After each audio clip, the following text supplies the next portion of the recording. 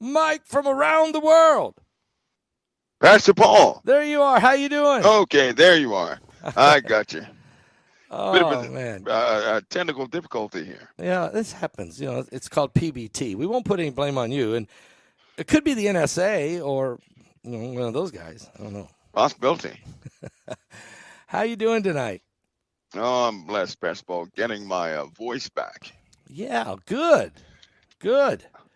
I lost it for a week. Was it? It was just some laryngitis, or what happened? No, it was. I think it was out in the cold too long. That's what I believe. I was right in the wind, and yelling at the same time, and so it kind of just, did its thing. One of those things, no big deal. You're going to be okay. So we're glad to hear that. That's good. All right, Mike. Well, look, there's a lot of people want to ask certain questions, and I'm going to ask you them. I ask people if you got questions for Mike, but the big question in everyone's mind is this headline: how Russia's brazen plan to put nukes in space could cripple America, causing a nationwide blackout, grounding military aircraft fleets, and disabling making systems, and just really creating a total chaos. Mike, I guess my first thought is, I think they're already there, aren't they? I mean, hasn't Putin already accomplished this? That's a can of worms. You want to open that one up? That really is a can of worms. We need to open it. It's the biggest story today. Okay. Okay. It's a can of worms. All right. And it requires a bit of you got to education. Okay. Bit of education. All right. Okay. Inform us. But educate us. Just to say this, we got to go back. And in fact, let me see something here. We got to go back. I'm going to read something. Okay. All right. I'm going to read something. This is very important. This is an extremely important piece of a document. I'm going to read a piece. You guys can, everybody can look for the words and go back and find what this document is. I'm not going to mention it on air because if I do that, it may not be available for folks. So here it is. Okay. Considerable interest in the Soviet space program is developing in the West. Western analysts catalog continuous and in-depth Soviet drive to improve its current military space capabilities to develop new ones as technologies breakthroughs are achieved. Well, that's a mouthful, isn't it? Achieved. Right. Achieved. Okay. Achieved. They already achieved it. Okay, but let me go forward. Just a little bit. Let me continue. It says, why does the Soviet Union need these military space capabilities? How do they intend to use them? And why does the Soviet authorities steadfastly refuse to acknowledge that they have military interests in outer space? This report will attempt to answer these questions by presenting the Soviet military space doctrine that educates and includes the ultimate Soviet objectives in outer space. At the outset, it's important to note that the Soviet Union has a dynamic and expanding prodigious military space program. And just in case nobody knows, prodigious means very large, powerful, causing surprise. Wow. Right? Okay. They have a prodigious space program. Excuse me. This determination is necessary, of course, because propaganda will have the world believe that the Soviet space program is wholly peaceful in nature, dedicated only to scientific and economic pursuits. In point of fact, however, the exact opposite is true. Amen. The Soviet space program is not only overwhelmingly military in nature. Did you hear that? That's an established fact. It is overwhelmingly military in nature, but the civilian, scientific, and economic aspects of the program are entirely subordinate to the military functions. This is not to imply that the non-military benefits, including those related to the Soviet prestige, it continues, hold on. Military space permitted different approaches. This issue centered on what can be entrusted as space warfare function, that is, actual operations in outer space or land-based to destroy the enemy. And it goes on. It talks about nuclear weapons. It talks about ASAT. It talks about the Soviet anti-satellite laser program, the active one that can knock down satellites, nuclear armaments that can blow up satellites and do aerial bursts causing EMPs. Wow. That's 1962. What? What you just read is 1962 document? So they had a large nuclear space apparatus. They copied everything we did, which is why in the Cold War we had it was this back and forth toggling and all this secrecy and everything else. They copied everything. And the public is just not educated in this fact. The Soviet Union at that time went much further than we did. Oh, by the way, right? Take the Soyuz, for example, the Soyuz capsule, Okay. right? Yep. It transports people back and forth to space. How many successful missions do you think it flew? I don't know. 1,680. 1,000. Can you believe that? 1,680. So Yes. you're saying that the Russians, since 1962, have had this enormous nuclear military space program with a shuttle system that has made 1,680 flights, shuttling personnel back and forth from, I guess, the moon and Earth, and maybe even further. Well, how do you think our astronauts for a long time were getting up to the space station? Well, it Russia. was the Russians. Yes, Russia. Yes. Right. So they had perfected that space transport system. Right. And in fact, we had to catch up to them when we started with the Apollo missions and so on and so forth. So keep in mind, these guys know about space. We still use Soviet technology. They're ahead of us. Yes, to get into space. So for some reason, the populace, the mindset of the populace is way behind the times. And they speak in these parameters at the White House, like for some reason, Russia can't cause any threat. Have they lost their minds? Kirby did not want this information out. He is not happy about this, right? But right. It went over his head. He was not happy about this.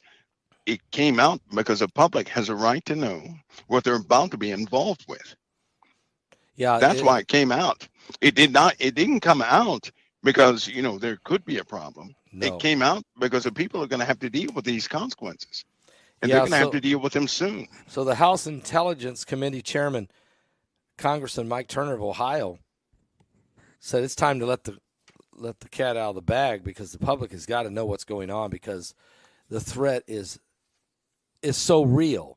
I mean, from what I'm understanding, there's more damage in 2 or 3 nukes detonated in space and knocking out our entire communication systems than dropping 2 or 3 nukes on 10 major cities. You would kill more people by just knocking out our everything that it takes to run our everyday lives.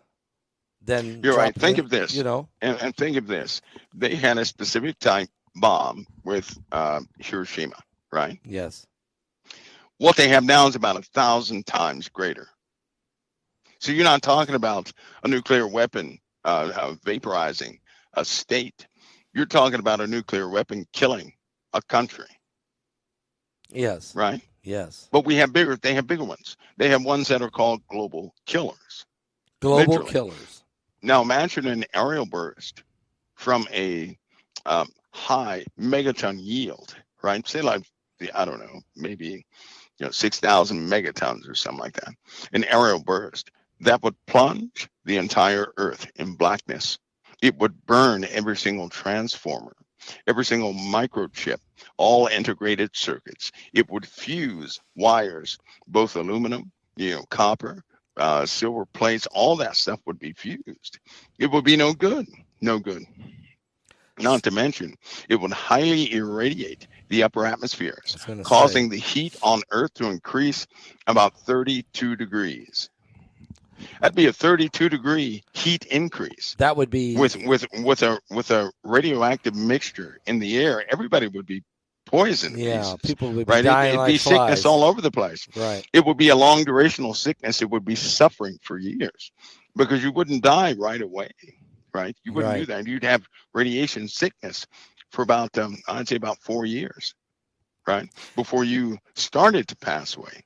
Animals, vegetation would die. Then it would get extremely, well, in this case, it'd get much hotter because at that point, retaliation would have taken place. Yeah. That's no good. No. And so here's the problem, though. People, they think they know Putin, but everybody should be reminded, especially those who believe in Christ. None of these leaders are Christ. Jesus is Jesus. These guys are simply people God has put over these kingdoms for his purpose.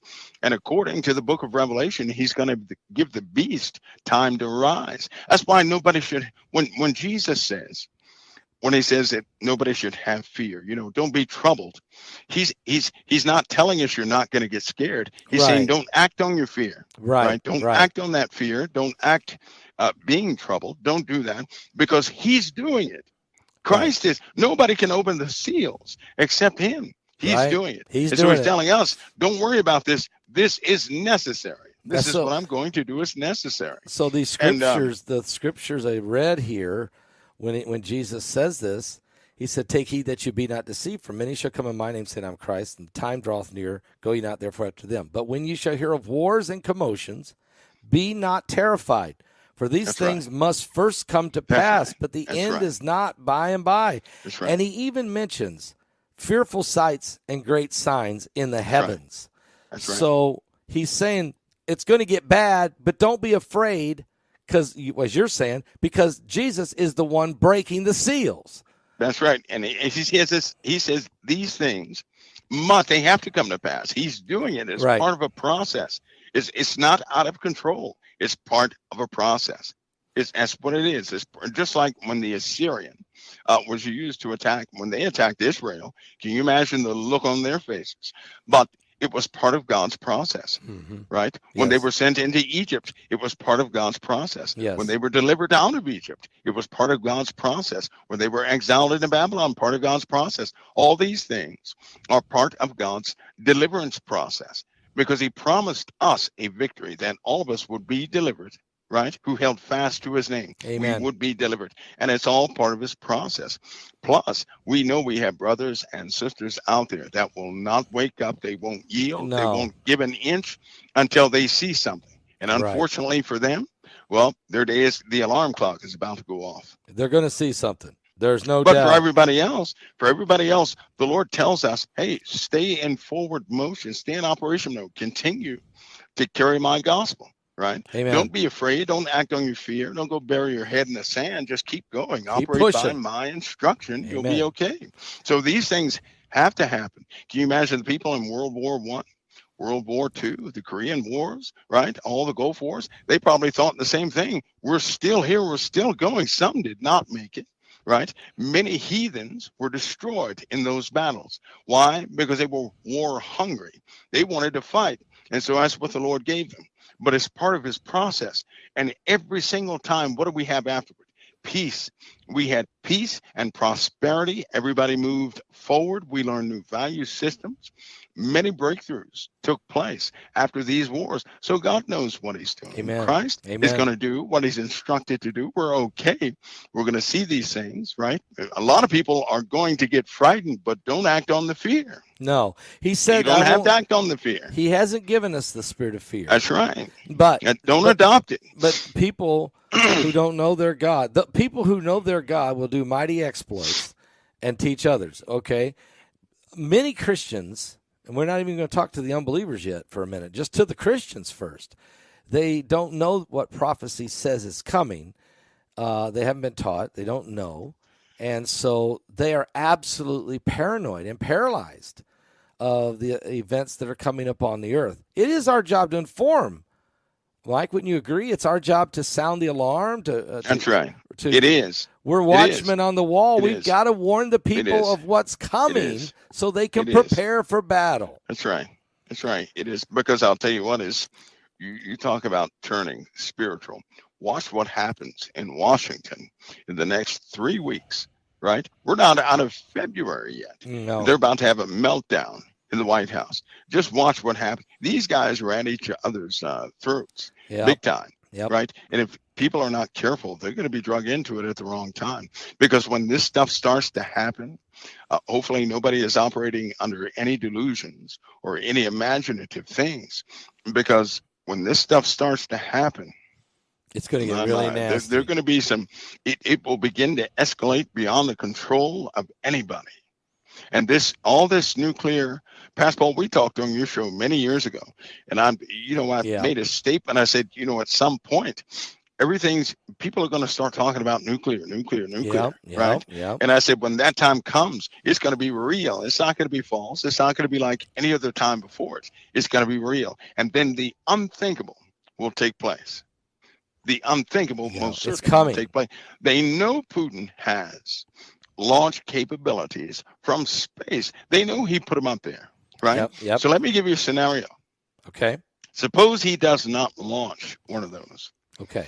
But he takes one of they made it's kind of like a satellite pod, right? They're designed to re-enter into the atmosphere. If anybody hits one of those things, it's going to blow, right? Okay. It is nuclear, but it's full of gases, and it will spread out over the atmosphere. Now, naturally, based on the current flows, anything that enters the atmosphere over near the polar regions is coming right back over us in Canada, right? Yes. Everybody knows that. It will dissipate.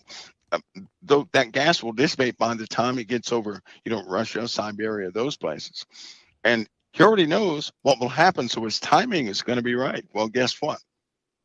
The atmospheric changes are taking place right now that would position Putin to do, to do the unthinkable in a time. They can't do this at any time. Right. You have to wait on the currents of the air to be streams. Favorable to the action you're taking.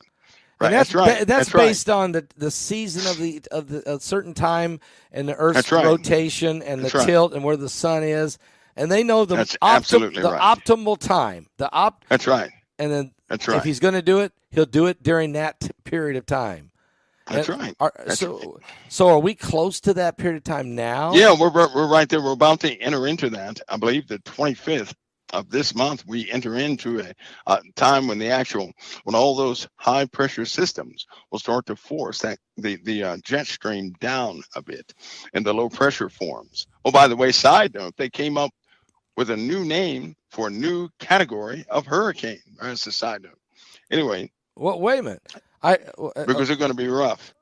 I heard that they're going to hurricanes are going to now be category 6. They're going to be rough. They're going to be rough. They have to look. They're going to be rough. They even have. I saw a name list, and they're making a selection of something that I kept referring to as a hypercane. Yeah, hypercane. Right? They're making a name for that. Yeah, because the wind speeds are going to be incredible. In fact, this could be where some of the larger hail comes from. As updrafts, the Bible says. As updrafts, that wind goes faster and faster. It can hold ice, aloft in the air, causing these ice balls to build, and then they have to, of course, the weight has to supersede the velocity of those winds and the sheer force holding it up, and then it drops. So you're looking at, probably coconut size hail. Wow! On average, coming down. I don't be surprised if you see that coconut sized hail this year. Don't be shocked. Don't be shocked. Let me ask you this, Mike. So, what would you consider? I mean, and I haven't even asked you what China can do in the heavens, okay? But what would you consider right at this moment is the greatest threat for America? Is it a Putin nuke? Is it the southern border? Is it the jihadi? Well, here's the problem. Okay. Here's the problem, right?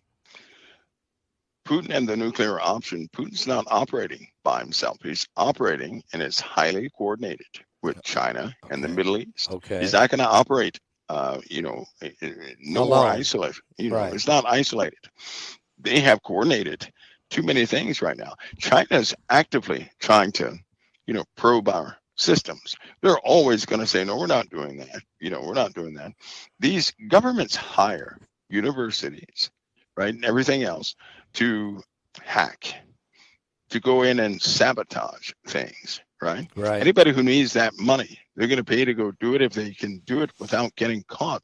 In this case, they have a conglomerate with Russia, China, North Korea, all these guys, and they are actively pursuing all systems in the U.S. I expect an infrastructure dealing with a power or water problem, a severe hack to take place within the next 2 months.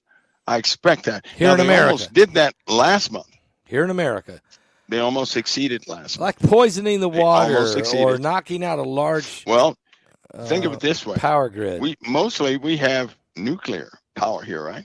Yes. So what happens if they stop the pumps for the they'd nuclear melt power down. plant? They'll melt down. There you go. Because they know our generators at nuclear facilities are outdated. Yeah. And they always fail, which means those pumps are not going to work right. They don't work right when they have power. What's going to happen when they have power? And you know what they have? They have put in request after request of the priority of such, but too much bureaucracy. Where's all the money going? I mean, they have the money. The money sits there. Okay. Because nobody can make. Everybody's fighting each other on decisions, right? Nothing's They getting done. will not give money to replace the generators at nuclear facilities. They're falling apart. Is it incompetency? That's going to cause a meltdown. Is incompetency, or is the enemy in the camp as part? There you go. It's the way that the law works, right? You have to submit certain things. It has to be approved. That money is allotted, and they get it because that's a highly controlled area within the USA. Nuclear power. If they mess up, all of us are gone. Right. So it is. They have a lot of eyes on that. So everything has to be procedure. Unfortunately, when you get when politics gets in between us, surviving or the continuation of infrastructure critical parts, we get a problem. That's what we have now. Now I can tell you right now, there are people in the White House on both sides. Pastor Paul, they all of them need to be tossed out. Right. They do not care if you die, if I die, if everybody else dies. They only want to prove themselves right. I'm just telling you now. I know. Well, we saw that with Afghanistan. You would be sick. I mean, look at Afghanistan, the debacle there. They just left people. I mean, let's be honest. They left Americans as well as many of our translators that we promised that we would. Wait till that report comes out. Yeah, right? That's going to be awful. I'm going to clue you in on something. Okay. Biden he was far too early in the administration to ever come up with an extraction process like that, right? Yeah. So he didn't come up with. He did not. He had nothing. He didn't come up with anything. No plan. So people are not going to like that. That report's coming out. I'm telling you right now, people are not going to like it. Because they're going to have to own up to what's been happening. We have bad actors in the White House. They should be tossed out. Yep. They really should. You got folks in there that are literally, I'm telling you now, they're trying to destroy America. Call it the spirit in them, whatever you want to call it, but they're doing it. And they are succeeding. They're succeeding. They're the root cause behind much of these crippling stalls that we have in the White House. You're right. Nothing is getting done. Nothing. Except investigations. And the rainbow, all those agendas, push, right? But everything else, no. You have folks that are obstructing, right? The very ideology that America is based on. They're stopping it. They're against it. And plus, you have foreign members in our White House that are not loyal to America. Right. Right. So, and then our Congress is falling apart. Nobody can agree with that. It's falling apart. Right. I'd say there are 6 members in Congress that are worth something. The rest, they drink too much, right? Right. And they do terrible things. If that ever came out, it would disgust quite a few people. Yeah. Yeah, because they fool people more than do anything else. Yeah. It's a sad case. So, and the doors are wide open now. The border's wide open. There's no protection. Really, we're the most vulnerable that we've ever been. We are. I mean, when you say that, and you know what? As the Mexico problem, right? Right. Is anybody aware of what happens on the East Coast every single month? No, tell us. Now it's going to come out now. I'd say you get about 150,000 folks who come in on the East Coast, right? Come in on the ships. Come in on the ships. All the time. Pastor, they had about, I believe it was 300 people came in on 2 unchartered ships, set up shop on the beach, hanging out with everybody, and just walked inland. And then they found out those boats had no registration, right? no anything. People were and just they seized them, couldn't find a soul. Now this happens again and again and again and again and again. Now everybody's talking about Mexico.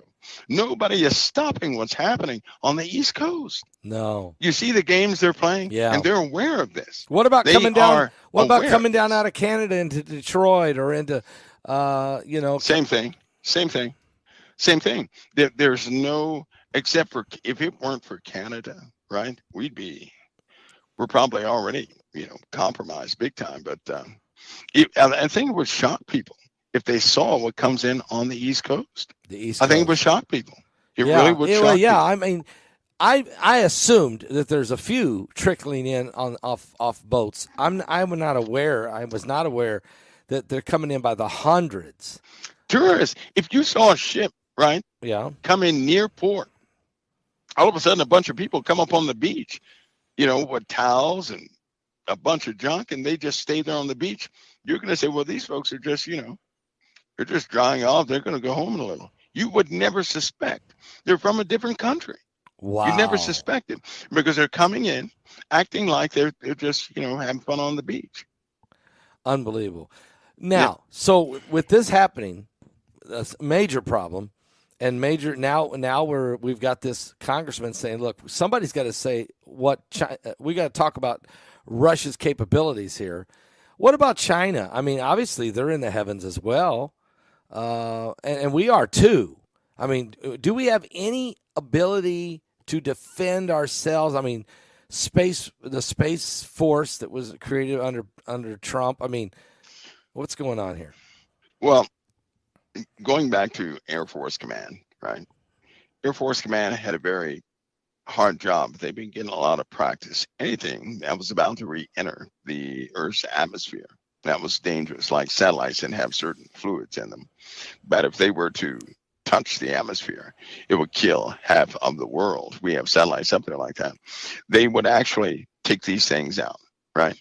They have a job of redirecting those satellites and doing what they must to keep the Earth safe from satellites and to keep the satellites aloft, past that point of entry.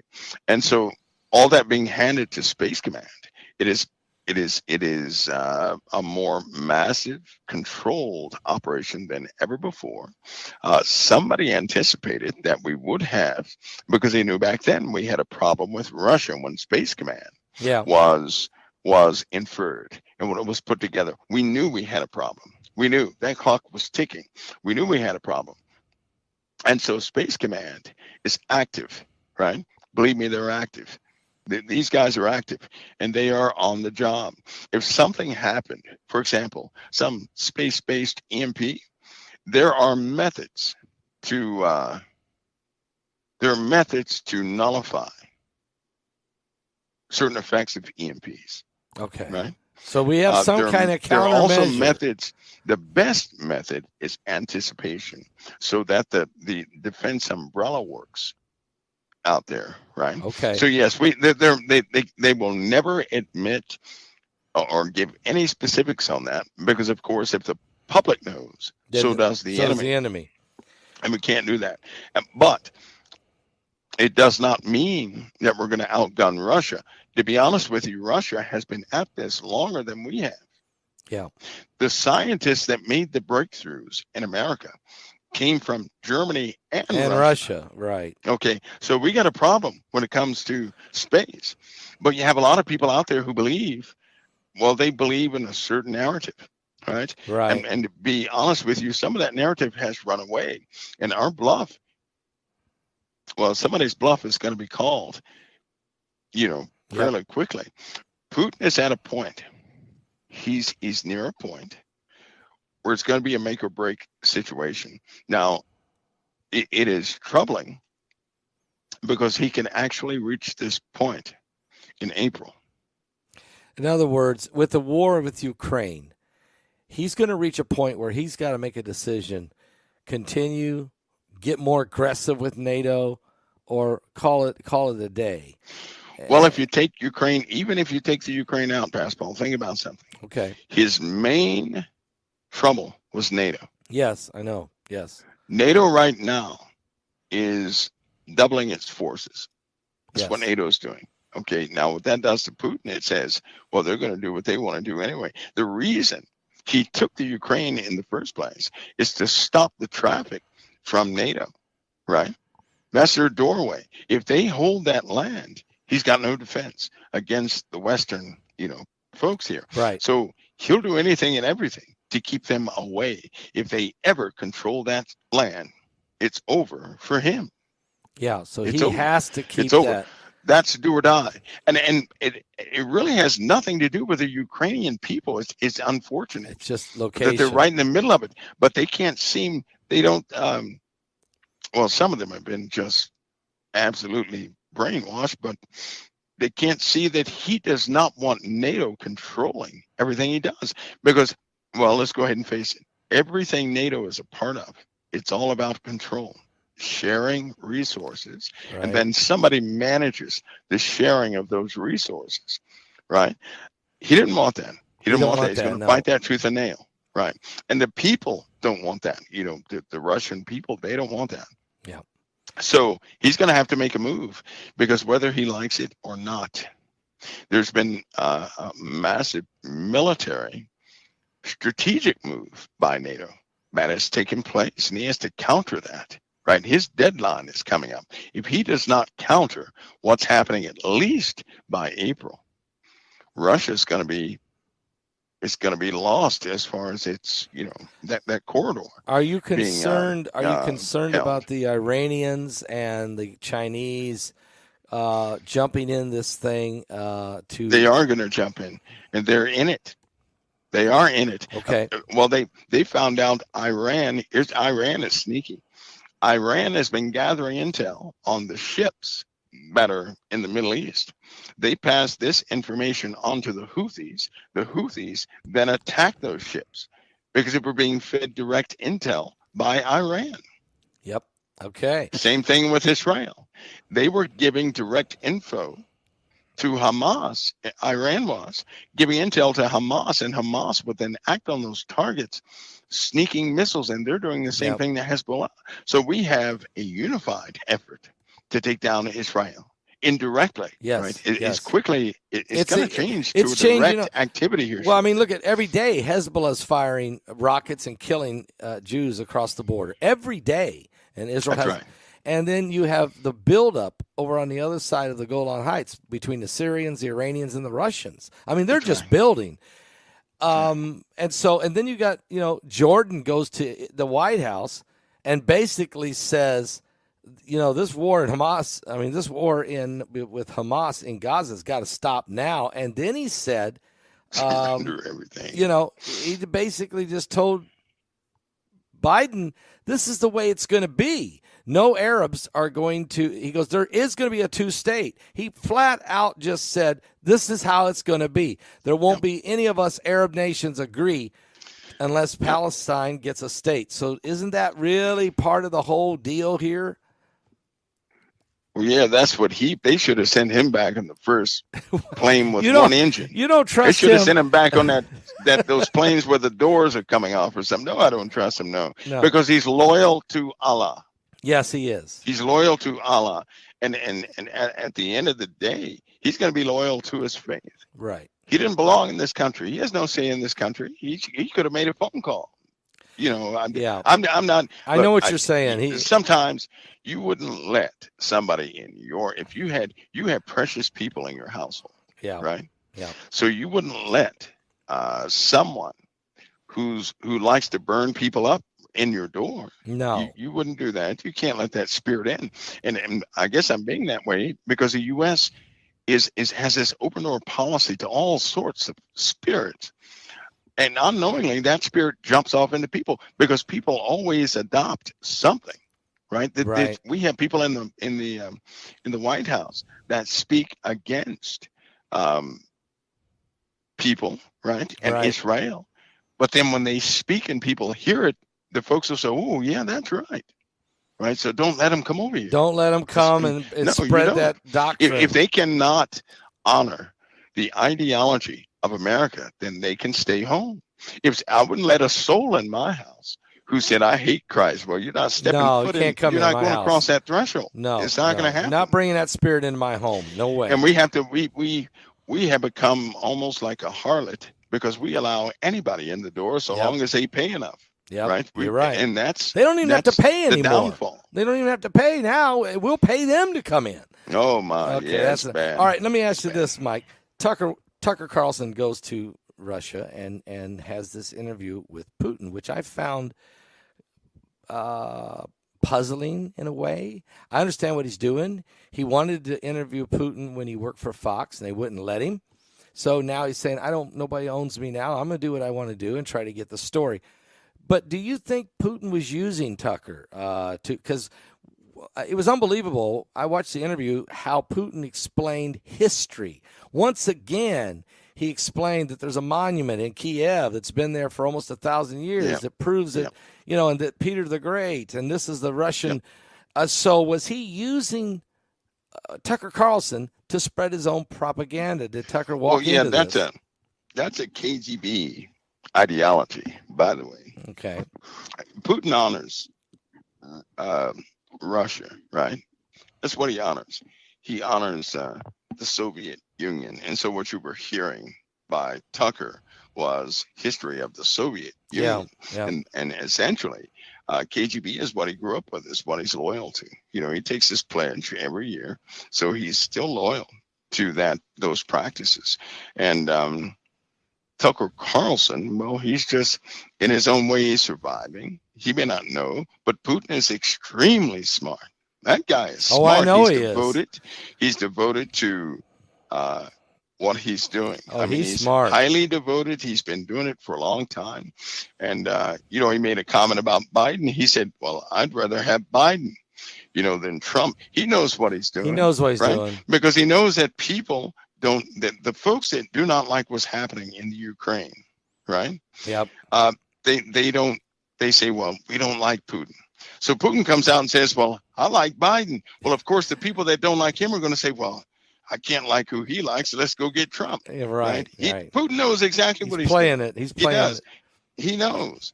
And so that's who Putin is. Okay. Putin is Putin. But like all leaders, right? I have to say this, all leaders, if they're authentic, despite what the other nations think, they will take care of their own people. And he is taking care of his own people so long as they don't try to run for president. He's taking care of it. Right? You won't be around long if you do that. All right, I've got a question for you here now. We have Trump and Biden, and I remember you talking to us before and saying, look, before anybody can get that second term, you got to go meet the man. Yeah. Do you think that this situation, I wonder sometimes if either one of these guys is going to make it to the finish line? Is there another agenda out there, a third option, or somebody else ending up with the nomination? I'm talking in both parties now, because Trump's got all the legal issues and Biden's got all the cognitive issues. What's your thoughts? Well, first of all, I'll say this. Now, this is from observation. Okay. It's not theory. It's from observation. Observation. I strongly believe that what people see is exactly what they're supposed to see. The differences they have are exactly what they're supposed to have, right? So someone is orchestrating at a very high level, because these things continuing like they are, nothing should continue this far, right? It's almost is even Trump's trial is crazy, because you hear people saying, well, he has to raise money, right? And he has to get out there in front of people so they can know who he is. Have they lost their minds? They speak his name every single day. Every day. And just in case they don't understand, of course, they may not, but it's orchestrated. people are going to vote not by what the polls say.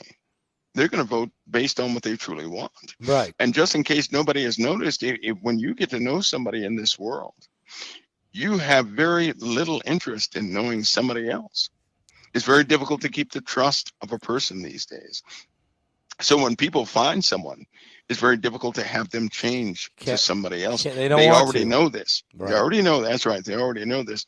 I think what they want is for the populace to go head to head, right? Yeah. If you take notice, the governments have not actually, well, they fight a little bit, but the people are destroying one another. The crime numbers are through off the roof. The charts. That's right. The children are the casualties. Yes. Right? And so what they're essentially doing is getting rid of a lot of people with one blow, with everything that's happening. Massive destructive things are taking place. Families are being broken apart like you wouldn't believe. Foster children, that number's increasing. People are, it's a turnover rate of those kids who are adopted. They're sent back. They can't really fit into the families. And everything continues to degrade morally. Yes, right? Yes. The family. So it's almost like the family structure has been completely redefined. And sure and sure everything that was good is called bad, and it's so destructive, and the kids are in the streets. I mean, this is the absolute assault on marriage and on the family. But they don't want to fix. No, they're not. No, they don't. Nobody can tell me that, because the average person, if this were to go on in an organization for the sake of the people, somebody would have said, "Okay, I yield." Right. That's not what they're doing. No. It's almost like somebody behind the scenes is saying, keep going, keep going, keep going. And it's a fact. A lot of people are getting paid. Pastor, it's so easy to make money these days. You can pay people to do anything and they'll do it. I am saying what I heard directly from places where you should not hear it. You can pay a person to do anything. And so it's almost, this is a controlled situation. What we see, it is a highly controlled situation. In your line of work, and I know we can't find out what you do exactly, but in your line of work, you meet a lot of high-ranking people, and there's a lot of agendas that are being pushed, and I'm sure you see that. And like you said, you see the bribes and the payoffs and all the different things. You know what the agendas are. How have you handle that as a Christian, as a faithful patriot of this nation? Is there times what do you do? Do you go off and pray? Do you cry? I mean, what in the world do you do? How do you handle I pray all the time, but I'll tell you something. I pray all the time. But here's my number one thing. A long time ago, right? I learned that trust can easily be broken by people you love. That's right. True. So it happens through backstabbing. When people backstab you, it can leave a pretty deep wound. Yeah. Right. Yeah. So, but I can go through life, wounded like that. Right. So after consultation with the Lord and a few chew outs from the Most High. Yeah, we all get those. I do not put my expectations in anything that can fail. So I don't put expectations in mankind. No. I put it all in the living God and through Christ. Amen. And so what happens, Pastor Paul, is I have an expectation that anybody who is not washed by the blood of the Lamb is going to be used by the enemy. Because they can't really protect. Right? They can't really. They can't defend themselves. They're helpless without Christ. And the truth is, they don't even know what some people, I've noticed this a lot. Some people will do things. And then if you confront them on that, a month later, they have no idea they did it. Wow. They're being controlled. Sad. Well, they're being controlled. Right. They have no moral compass. No moral compass. You also have a lot of people there. If you look into their faces, you can see that they're frightened of something. Something is bothering them, like they're under a constant threat, right? Yep. There's a such thing called a spiritual threat, a threat that, you'd rather have the mob after you than a spiritual threat. And these guys fear that demons are coming to get them on a lot of occasions. That's why you see people space out from time to time with a look of raw fear in their face, and they'll snap back. Somebody will bring them back, right? So you have that going on. Let's, But I will not ever expect a person to live up to my expectations or anybody else's expectations, because if I do that, I can't love them freely. And with a lot of people some people up there, Pastor, are so dark. You can be in a building. If they walk in that building, you can feel it everywhere. Everything changes, and the people change. It is a heaviness that's very difficult to explain. It is a darkness. There's a cult. There's a cultism in some of the leadership. Wouldn't you agree? There's a lot of cultism in the leadership, and they do. They have things that nobody should ever have. But back to your original question, I survive because all my trust, faith, all my outlook is in Christ. Yeah. That's why I never spend time trying to escape anything. I want to go through everything. If the Lord is with me, right, I need not escape anything. That's right. I just need to continue. You got to learn. Right? We have to, as Christians, we have to learn that our faith should not stand in the wisdom of men, but in the power of God. Paul said that. And those guys, Pastor, they have nothing. They try to do everything to stay alive. Yeah. Because they have nothing. They have nothing after this life. Yeah. This life to them is everything. I would be miserable. You talk about miserable. Yeah, I would be too. Because our physical bodies slowly decay. The clock is ticking on our length of time on Earth as a human being. Imagine living your whole life and knowing that when death comes, it's over. If this is it, if this is all you believe. Yeah. And obviously, we believe that there's a higher power. There's the Lord Jesus Christ. There's a heaven waiting for us. There's and so we're not going to put our faith in man. We have people that we work with, but we never, ever, ever put all our eggs in one basket of mankind. We have to keep our hand in the hand of the Lord, right? Yeah, because you want to love people, right? Right. A good way to love your brother, to love your neighbor, right, is trust in the Lord. And when your brother stabs you in the back, you can say, you know what? I kind of expected you to do that. Now let's get up off the floor and keep going forward. Yeah, amen. Right. And when you do it like that, Pastor Paul, you don't make enemies, but you find a lot of people, they get healed that way. Amen. By you forgiving them, they get healed when you go forward. That's right. Right. Because that happens to me a lot. And I'll say, well, I kind of expected that. So don't worry about that. Let's get up and do it again. I totally forgive you. Well, how do you do that? And then you tell them how, and then you tell them, come forward. I forgive you because of Christ. Because Amen. He forgave me of everything. But I'll tell you about that. When you want to hear about it, let's go forward. And they're just, Yeah. That's the light. Let me ask you a question. We've got this event coming, April the 8th, 2024. It's another solar eclipse. It's the second one in that 7-year period. It's going to cross America. Right. God did it. God set it up. It's his plan. That's right.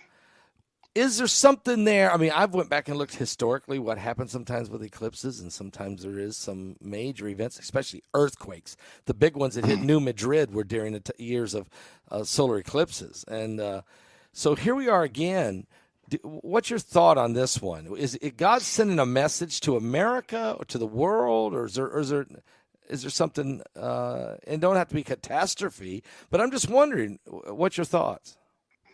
This one I can only perceive as a warning. Okay, a real warning. Yeah, real warning.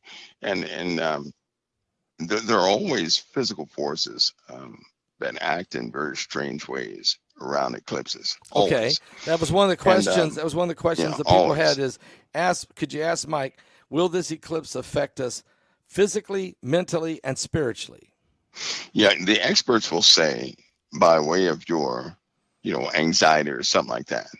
But every time we have an eclipse, there are changes in whales, for example. Yeah. Changes in patterns that large schools of fish swim. So these are physical changes in nature itself.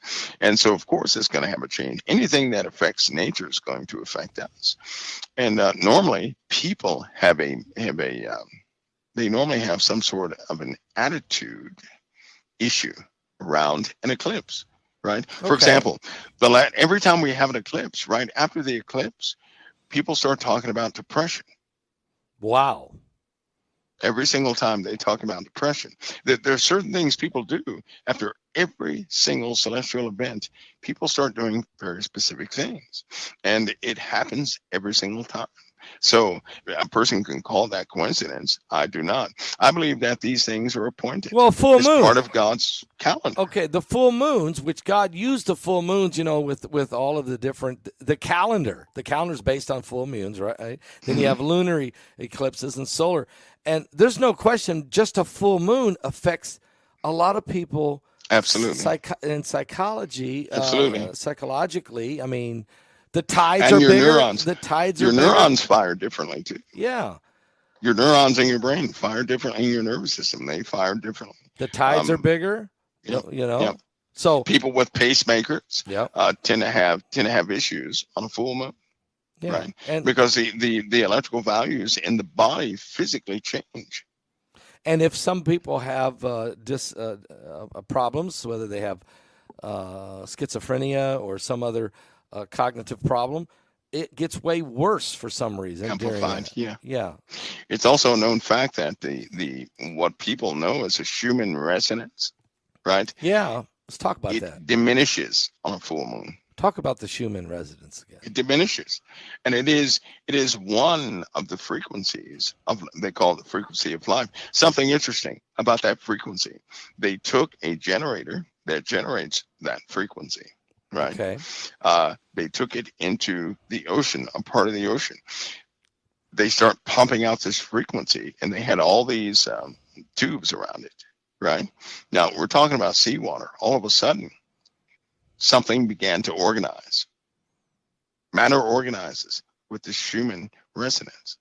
Matter Really? does. Really? They also took a bunch of people underground where they could be shielded from everything. Right? That's why they put neutrino detectors deep into the earth, so that radiation and all these other high-speed particles can't get to it. But they had people down there. And when they turned that frequency off, when they blocked that frequency, people got sick. Right. People went absolutely bonkers within, I believe they said 30 to 45 seconds. A change happened over people. They became mentally unstable and everything else. A change in a frequency? Because that frequency was cut off. It was cut off. See, our bodies run at 2.4 gigahertz. Oops, did I say that? You did say that. But it runs at 2.4 gigahertz. Well, it sounds like Wi-Fi, doesn't it? Yeah, anyway, it does. That's what your body runs by. And so anything that affects that frequency can also affect us. But right? It's also why they go into space and they use another frequency that everybody's familiar with. I won't say it, but they do that because in space, that gigahertz range happens to be one that can traverse all over the place. Now everything else is stopped. Okay, now you know the Havana Syndrome that apparently the American diplomats in Havana, Cuba, were affected by some type of frequency. Do you believe that was some type of weapon that was being used? I do. Well, you know what? They actually came out and said it was a weapon. Okay. They said it was a weapon. Is that a Russian? Yeah. Is that a Russian weapon? I mean, I think that was a test bed for China, wasn't it? That was the Chinese. That was from China. Do you see that going to be used more? You think that's can be used more?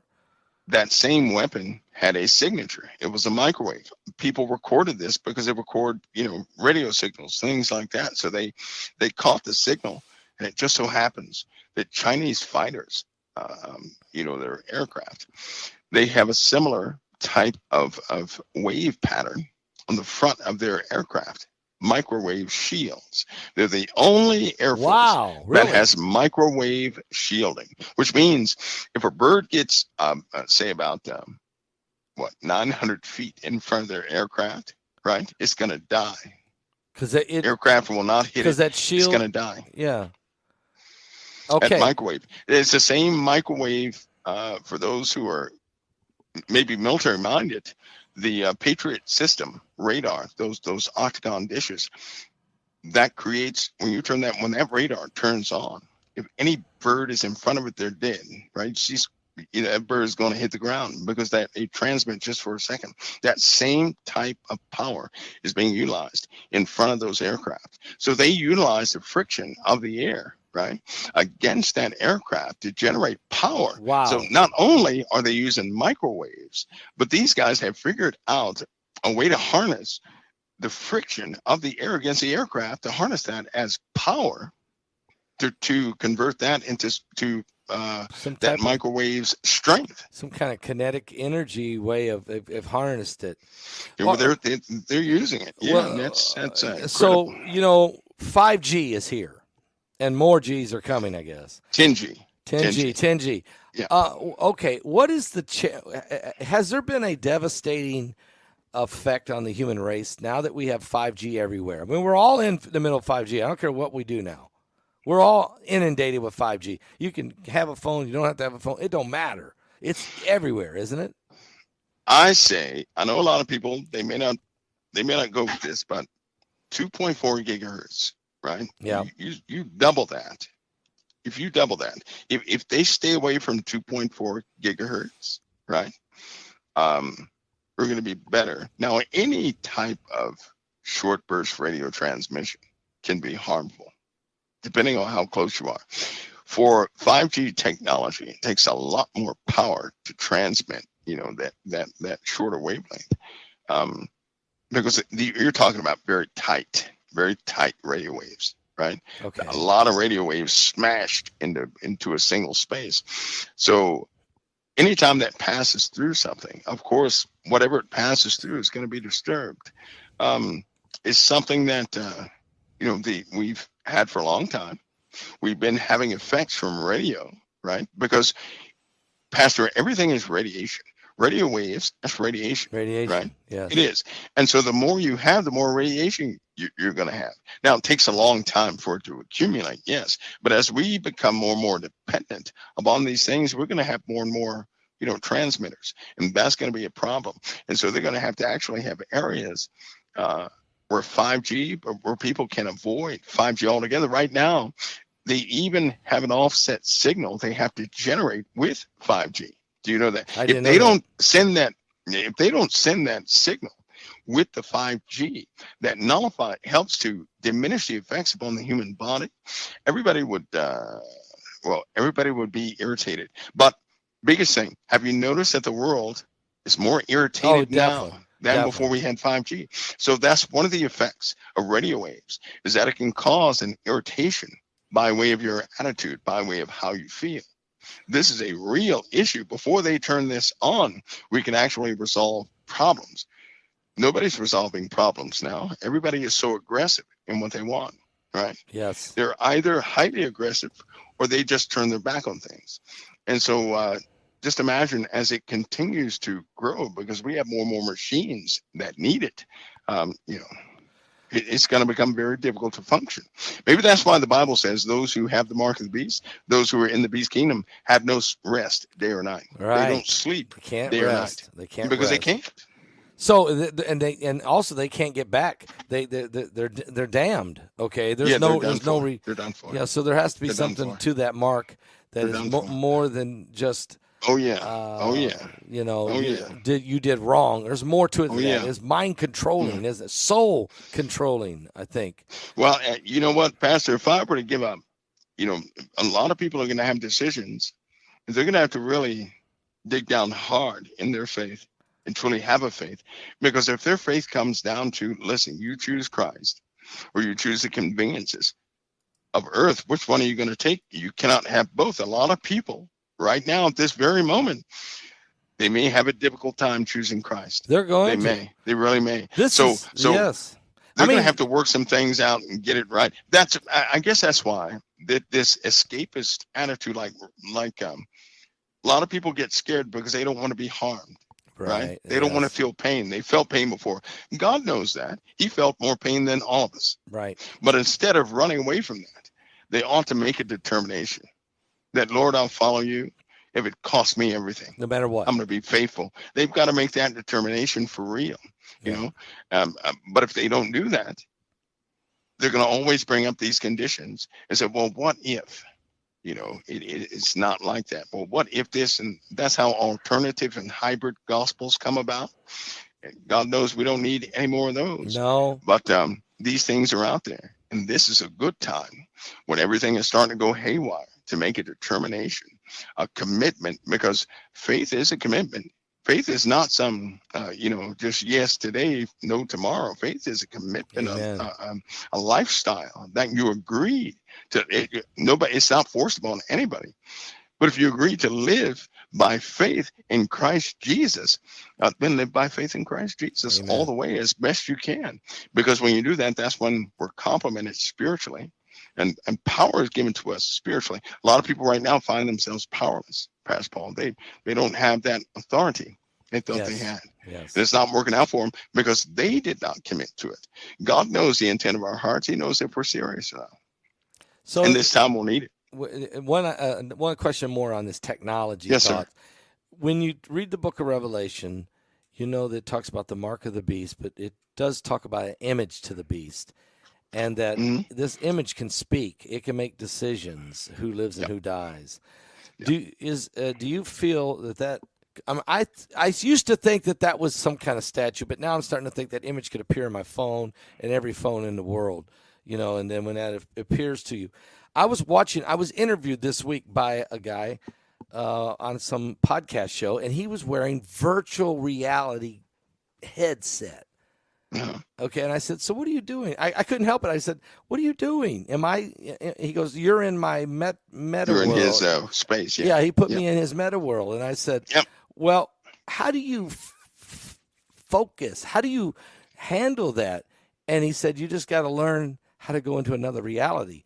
I guess my question is, are people going into other realities? What kind of fantasy world are we talking here? I think what's happening is VR, virtual reality, right? Yes, VR. You put on the headset, and essentially, you can be in your office and make your office, you can throw a brand new big screen up on the wall, change the wallpaper, something like that. And when you turn and look at the big screen, it's still there. When you look at the wallpaper, it's still there. So you can change everything by way of a computer, and it can actually track that, and it looks real, especially with the VR they have now. But so what it is absolute adoption of something new. I wouldn't say you have to, how that guy put it. I wouldn't say that. To me, it's about adoption. It's a person adopting something given to them, right? It's kind of like a dream. When you're in a dream and you know people in your dream that you do not know in real life, but for some reason in that dream, you're familiar with them. Right. Sometimes people have dreams of dreams they had before, and they'll be like, "Wait a minute, I've been here before." I know. But when they wake up, they can't. They're like, "Wait a minute." Yeah. You pick it back up where you left it off. It's a dream, and then That's right. And it's a month later. You go back into that same dream. That's right. Yeah. That's right. So there are memories in the dreams of both people and places, and it's weird. Anyway, to put on that VR headset is an adoption or an acceptance of what's been handed to you. Now, in my little world. Right. That's a primer. That gets people primed, these young kids primed to accept what's given to them wholeheartedly, right? Because when you put on that VR headset, you're seeing a brand new everything, new images. You may be in a new place. Yeah. To engage in VR, you have to accept. You can't reject where you are, or it's no fun. You're not going to wear it long, right? You accept it. You explore. And when you accept and explore, you find it fascinating. It's better than real life, is what kids say. Well, I asked him, right? I said, or they can escape it. I said, where are you? And he said, I'm on Mount Everest. Yeah. And you're here you're here with me. You can do that. Now, to me, right. So, but these kids, right? They have an imagination. Right. I don't have a good imagination. Kids do. They right? do. So I do. put on a VR set, and it's another dumb tool, right? I have to work with this thing. I'd be blown away. What kids do is they put this thing on, and they accept what they see in there, the characters, what's happening. Yeah. But see, here's the bad piece. Whatever. If you're watching television, you watch a movie, that movie becomes part of your reality, and it will come out in sentences, in your activities, and everything else. Essentially, our behaviors are emulated by someone. We copy what we have seen somebody else do, right? We do that. We pick up bits and pieces of everything and we make an individual. We dress ourselves that way and everything else. With VR, they accept everything, which means they can essentially accept a whole new realm, a whole new way of life, and they can escape to it through VR. Now, what happens when they hate their mom and they hate their dad and they hate their house? How can a kid do that and they have to live there? Oh, that's easy. They can escape. Video games, right? Yeah. Video games. Yeah. These kids, since video games have come out, kids have become more rebellious. Why? Because they can escape in the video game. VR is total immersion. Right? Yeah. Total visual immersion, right? Totally. Visual and audio and audible immersion. So they can escape to a brand new world. They don't have to fool with their parents, their crummy walls, the furniture, the bed, or anything. They can go anywhere they want to, right? Yeah. So they can totally accept it. And pretty soon there's going to be they have that hybrid emotion technology, which means a BCI brain to computer interface. They have figured out the language of the brain, but they can also speak to your brain through technology, right? So you can suggest to the brain that something is red. You can suggest to the brain that something tastes good, right? You can suggest to the brain that something is very good to do. You can do that. Wow. It's getting into behaviors. This is real. Yeah, that's what I'm saying. Isn't it talking about? It's going to alter people's perception, but it's going to also alter people's behaviors and attitudes or belief system. Can it change all of that? It's going to make them make a choice. And it boils down to this. Would a child, all you have to do is look at a kid. Would they rather sit with their parents all day, right? Yeah. And learn stuff about life, or would they rather escape in a video game and exercise their aggression, and nobody's telling them what to do? And if they get mad, they can kill everybody in the video game. Right. What would they choose? Right. So it essentially comes down to a choice.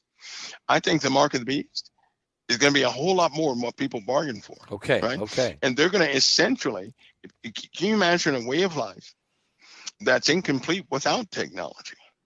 Right? Yeah. You're behind the power curve without technology. So if you have the technology, let's put it this way. If the mark is your new username and password to a whole how new many world. people would get it? Well, if right now with the standing technology, suppose the mark is your username and password to your bank account, to everything, right? Yeah. It authenticates your driver's license. It's on your birth certificate and everything else. And without it, you're not a citizen. Yep. How many people would have the mark? I guarantee you, people would start making excuses left and right. Well, God understands we have to eat.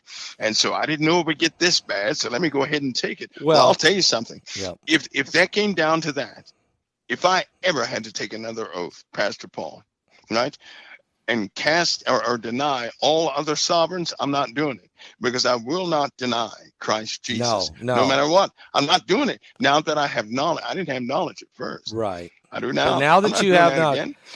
But people are going to be forced to take another oath. And the question is, are they going to do it? Because if they don't take the oath, they will not be a citizen. If they're not a citizen, cannot buy or sell. You'll be a vagabond. Absolutely. That's right. Cut off. No driver's license, no nothing. No nothing. While your best friend is getting his allotted money every month. Yeah. Right. You're on the street. He's living a high life. You're on the street. That's right. And unfortunately, if this was to start happening in 2 years, and unfortunately, Christian leaders would tell their congregations, many of them would, go take it. It's okay. God understands. They would. I'm going to tell you now, right. 9 out of 10 pastors would lead the sheep to slaughter.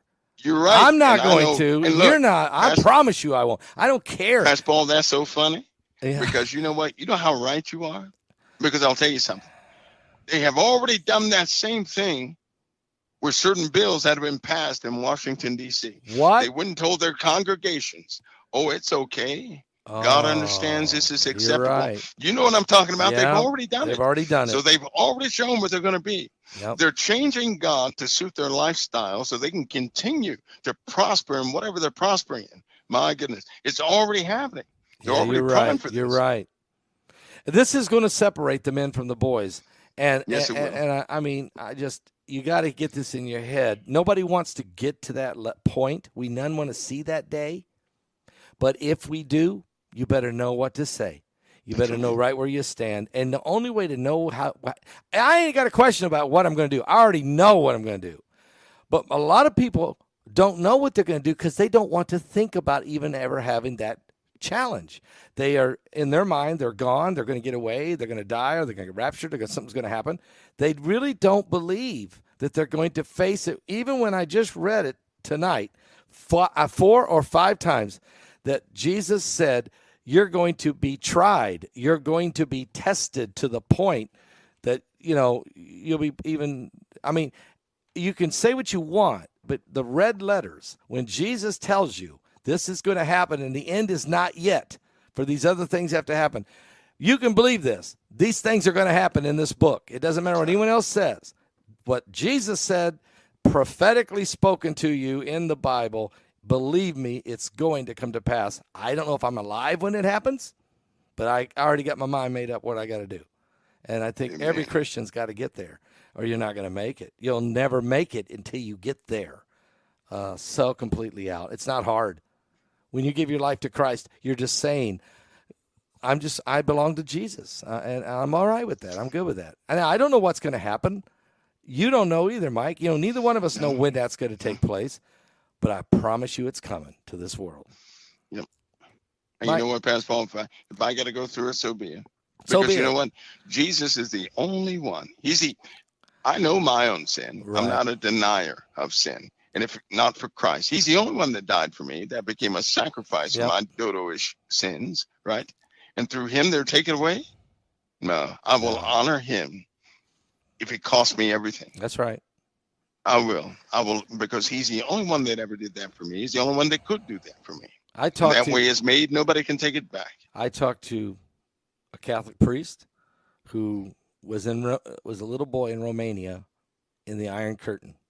Communism, Christianity was illegal. They shoot the priest in the head. The preacher would get shot. The nuns would get raped. He was a little boy, saw his grandparents murdered.